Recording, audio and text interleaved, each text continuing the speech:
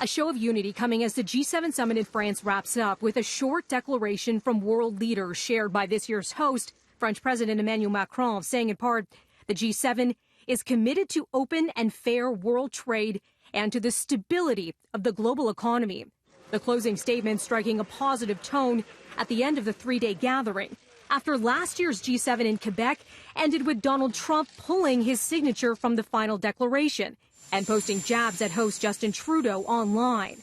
As this year's host highlights what he calls great unity among those taking part in talks, the latest G7 comes amid global economic uncertainty as the world's two largest economies are entangled in a trade war that sent markets plunging last week after China and the U.S. announced tit-for-tat tariffs. Some recovery, though, as the trading week kicked off after China's vice premier said that China was willing to resolve the trade dispute through, quote, calm negotiations. In his closing address from the G7, Trump seemed to welcome the call for calm. The vice chairman of China came out that he wants to see a deal made. He wants it to be made under calm conditions, using the word calm.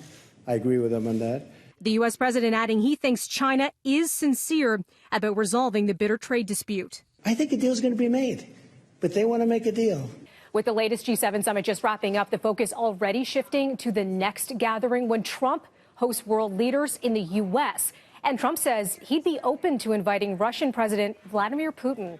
Is it good? Probably not. Maybe it is. I mean, a lot of people are smart. A lot of people say having Russia, which is a power, having them inside the room is better than having them outside the room. Russia was pushed out of the then G8 in 2014 because of its annexation of Crimea from Ukraine. The French president says G7 leaders had not reached a consensus over the weekend on inviting Russia to next year's G7 summit, explaining the decision would depend on Russia's behavior regarding the crisis in Ukraine. Trudeau says Canada does not support bringing Russia back to the G7, citing Moscow's aggression and illegal annexation of Crimea.